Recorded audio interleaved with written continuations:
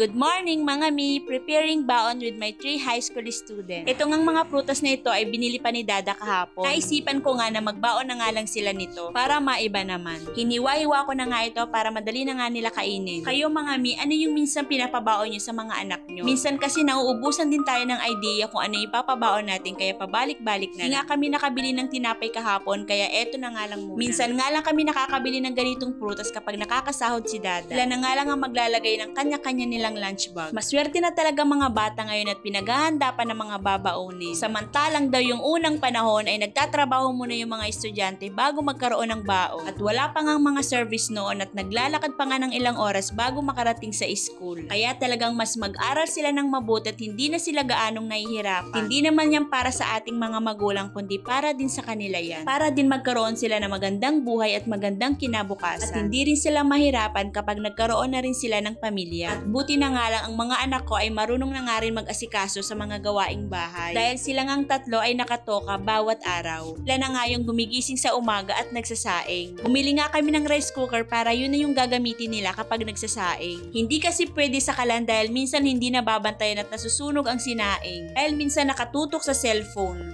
Kaya mas minabuti na nga lang namin na sa rice cooker na lang magsaing. At least kahit hindi mabantayan, automatic na siyang maluluto agad.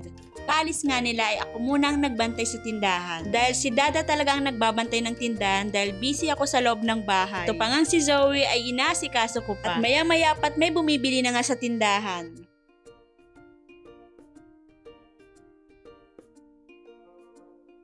Pagbalik nga ni Dada ay nag-almusal na nga rin kami. Nagluto nga lang ako ng scramble egg at nagtimpla ng kape. Madalas nga ay kami na nga lang naiiwan dito at si Zoe kapag may pasok ang mga bata. Kahanda nga muna ako sa lamesa ng aalmusalin namin. Minsan nga ay kanin ang almusal namin. Minsan naman kapag nakakabili si Dada ng tinapay ay nagtitinapay lang ako at siya naman ay kanin. At tara, almusal muna tayo mga mawe. Thank you Lord sa blessing.